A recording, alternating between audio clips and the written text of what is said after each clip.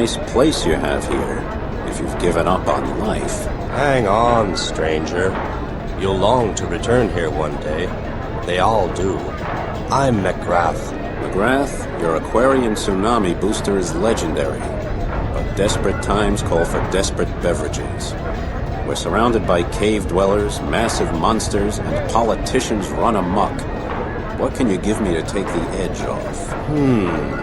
The perfect drink would bring the brain to a standstill and keep it idling indefinitely. Let me think. The end of the world is knocking at the door.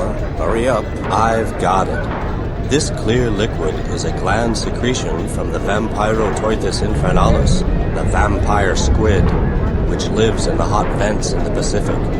If I add just a few drops of scopolamine, your consciousness will bounce, then drift into a trance full of dreams. McGrath's oasis of the foaming peace awaits.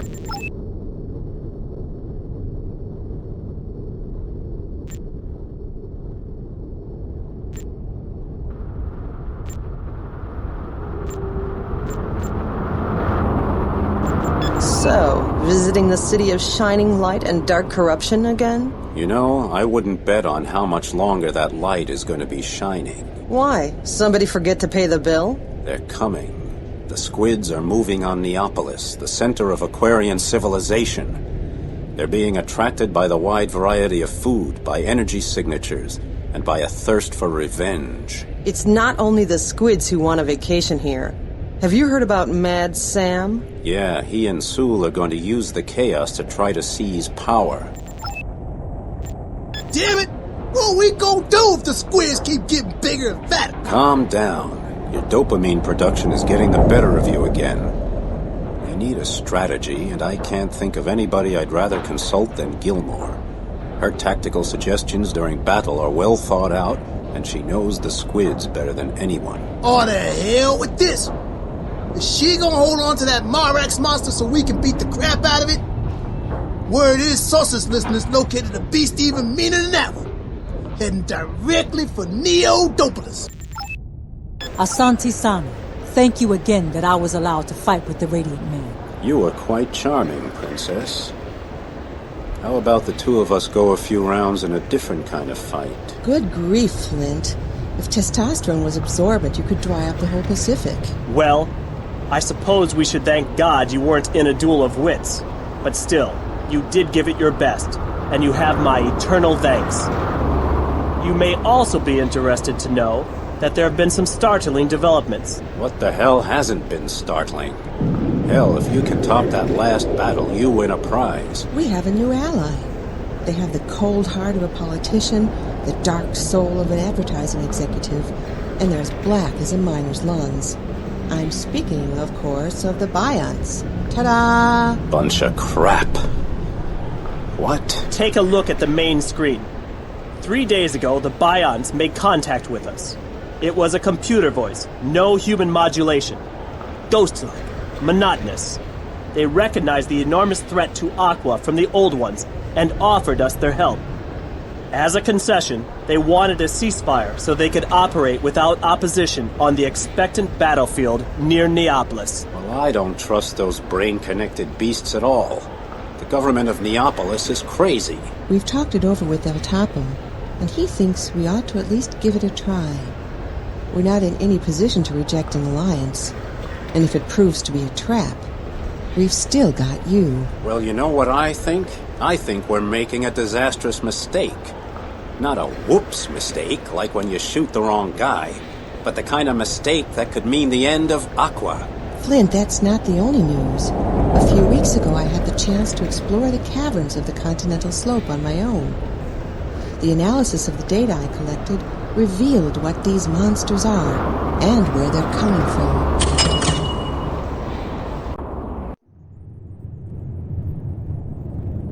Professor Charlotte Gilmore was a fascinating woman. She had researched the continental slopes of the tornado zone in her explorer ship, Nunnet, and now presented us with the results.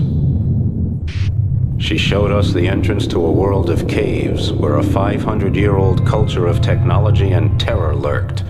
It was the world of the crawlers. The legends of the tornado zone spoke harshly about the crawlers. It was said they lived without light, using biological and chip implants, turning themselves into hideous patchwork fiends. They attacked stations, travelers, cargo ships, always leaving destruction in their wake, but no trace of victims on the battlefield. That gave credence to the legend that the crawlers were cannibals. Revolting and dangerous man-eaters wallowing in sediment. Gilmore had more guts than all of us put together. Alone, she'd explored the caves and tunnels of the crawler's world, pushing deep into the Earth's core. She showed us the way into that hell, and we could hear the screams of tortured victims reverberating with the grunts of their tormentors. When I saw the pictures, I had only one reaction. I wanted to see the crawlers dead, their colony of darkness and ruins, their grotesque forms spasming in a boiling and bloody sea. I wanted to look in the eye of their boss devil, Mad Sam Cahonen, and show him the darkest part of Deadeye Flint's soul.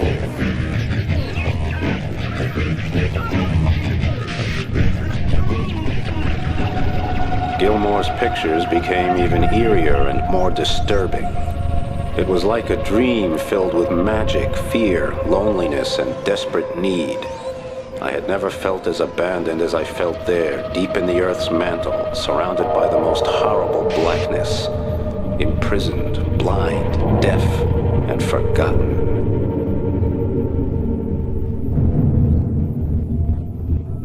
From the remains we were looking at, the ancient civilization clearly had not lived underwater. Those caves had been dry as a bone right up until the South Pole melted. Gilmore claimed she was on the trail of a civilization that had ruled the surface 12,000 years ago.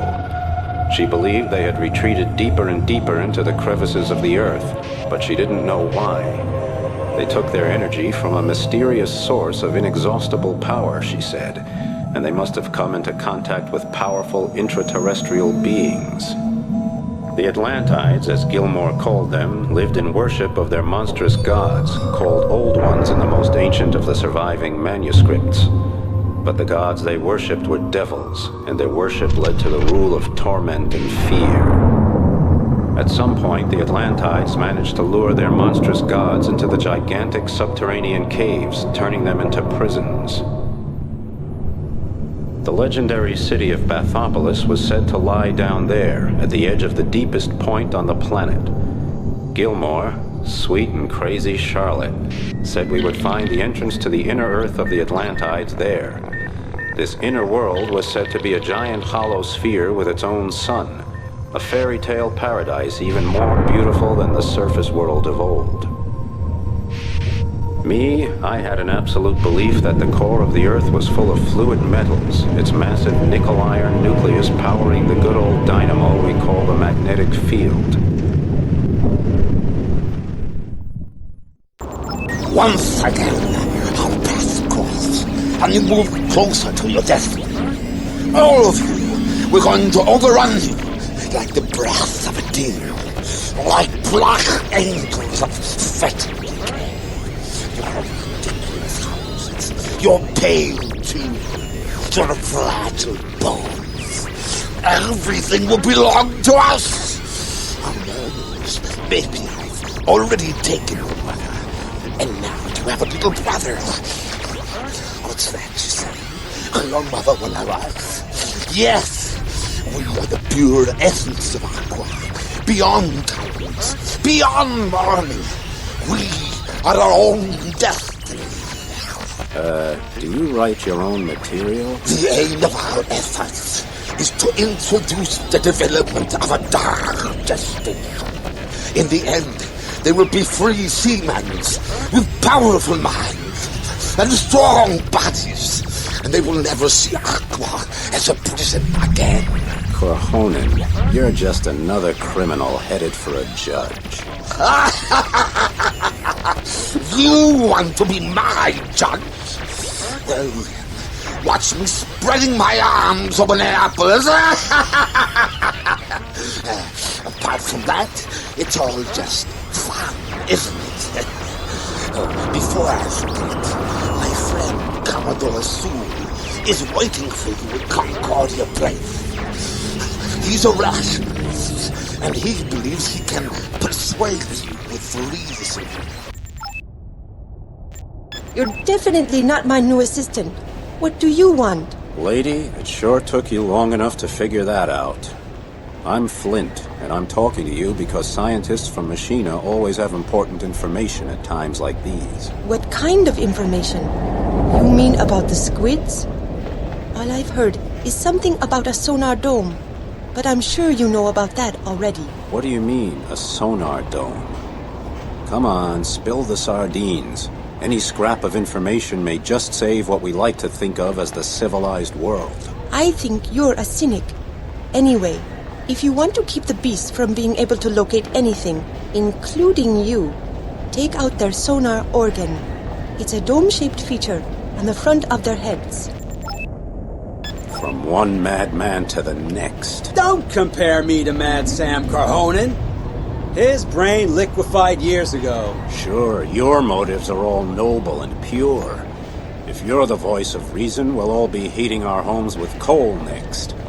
Why shouldn't I just kill you right here and now? Because of the men I have concealed here. Their microwave guns are focused on you at this moment. And your brain has already been warmed by 0.2 of a degree. If you try anything, you will be cooked alive.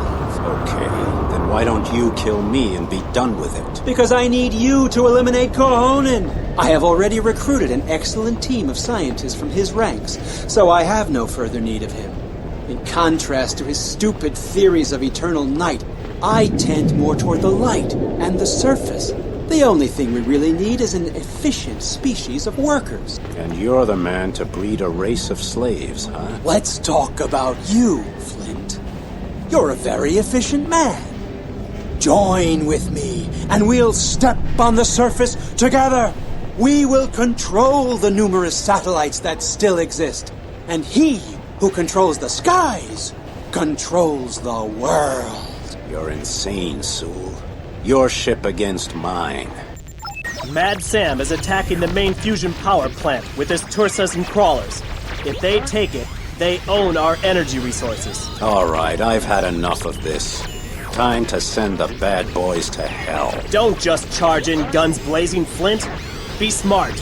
And for God's sake, be careful. If you make it, meet me on Deep Draft 1. We've got problems there, too. Oh, I think you should talk to that nice girl, Lisa. She's waiting for you at Concordia Place. Light, Lisa. Imagine that.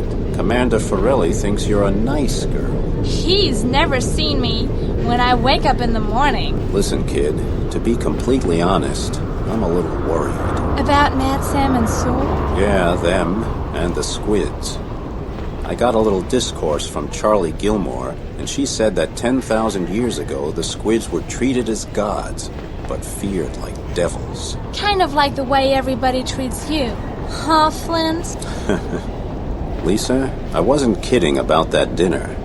I'd like to get to know you a little better. Well, the first thing you should know is that I carry a needle gun with me for protection. Besides, what would Mom say? DeGrange? Yeah, she loves you like her own daughter. Exactly. She'd never let a brackish barracuda like you get near me. But that doesn't mean we can't sneak away sometime. Why didn't I think of that? Lisa, I'm glad you're around.